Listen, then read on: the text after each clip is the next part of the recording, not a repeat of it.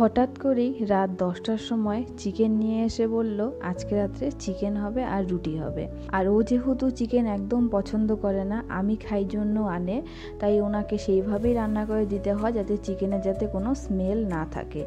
আর ঘরে ছিল না লেবু, ভিনিগার কোনো কিছুই, তাই ভাবলাম এইভাবে রান্না করি যাতে চিকেনের কোনো গন্ধ না থাকে। মাংসটাকে কিন্তু আমি আগে উষ্ণ গরম জল দিয়ে দুবার ধুয়ে নিয়েছি। আর এখন রান্নাটা বসিয়ে দিচ্ছি। এখানে আমি সরষের তেলে রান্নাটা করব। সরষের তেল গরম হয়ে গেলে তার মধ্যে আমি গোটা গরম মশলা, গোটা জিরা, তেজপাতা, শুকনো লঙ্কা আর একটু চিনি ফোড়নে দিলাম। যখন ভাজা হয়ে যাবে ফোড়নটা, তখন এর মধ্যে আমি পেঁয়াজ কুচিটা দিয়ে দিলাম। পেঁয়াজ কুচিটার মধ্যে আমি অল্প লবণ আর অল্প হলুদ দিয়েছি, জাস্ট শুধু মজে যাওয়ার জন্য। আমি কিন্তু এখনই কড়া করে ভাজবো না। আর এই পেঁয়াজটা যখন ভাজা হয়ে যাবে তখন কিন্তু এর মধ্যে আমি ধুয়ে রাখা যে মাংস আলুটা, ওটা কিন্তু আমি দিয়ে দেবো। দিয়ে কিন্তু একদম কড়া করে ভাজবো।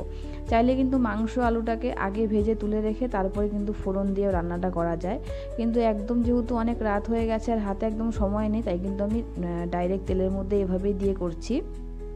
আর এভাবেও কিন্তু খেতে ওই সেম টেস্টই লাগে। যখন কড়া ভাজা হয়ে যাবে মাংস আলুটা, তখন এর মধ্যে আমি গ্রেট করে রাখা রসুন, কাঁচা লঙ্কা আর আদাটা দিয়ে দিলাম। আমি কিন্তু কোনো বাটা মশলা ইউজ করছি না, সব কিন্তু গ্রেট করে রাখা মশলাই দিচ্ছি। দেখতেই পাচ্ছেন কতটা তেল ছেড়ে দিয়েছে মাংসর থেকে। আর রান্নার মাঝখানে কিন্তু আমি দুটো গোটা রসুনও দিয়ে দিয়েছিলাম। আর আছে কিন্তু ঘরে টমেটোও ছিল না, টমেটো থাকলে টমেটোটাও দিতাম, তাহলে কালারটা একটু ভালো আসতো। আর এখানে আমি গুঁড়ো মশলার গুঁড়ো ভিজিয়ে রেখেছিলাম, ধনে গুঁড়ো, জিরে গুঁড়ো আর কাশ্মীরি লঙ্কার গুঁড়ো কালারের জন্য। টমেটো থাকলে কিন্তু আমি লঙ্কার গুঁড়োটা দিতাম না।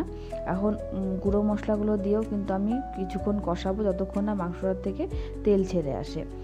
তাই কিন্তু আমি গরম জল বসিয়ে দিয়েছি মাংসের মধ্যে গরম জল দেওয়ার জন্য। এদিকে আমার হাজব্যান্ড চলে এসেছে মাংসের মধ্যে জল দেওয়ার জন্য।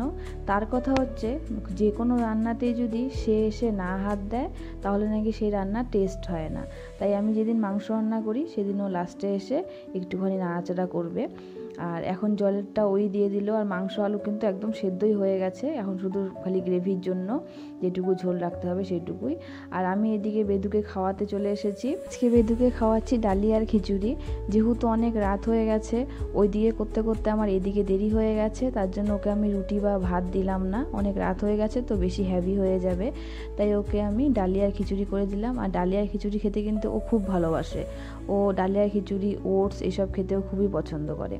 ওর খাওয়া শেষ, এখন আমরা খেতে বসেছি। দেখুন লাস্টে একটু বাপ্পা লেবুর পাতা দিয়েছে, তাও সন্দেহ যদি গন্ধ থাকে। আর লেবুর পাতা দিলে কিন্তু মাংসটা কিন্তু খেতে খুব টেস্ট হয়। আপনারা একবার বাড়িতে ট্রাই করবেন, মুরগির মাংসের মধ্যে লেবু পাতা দিয়ে দিবেন লাস্টে নামানোর 1-2 মিনিট আগে।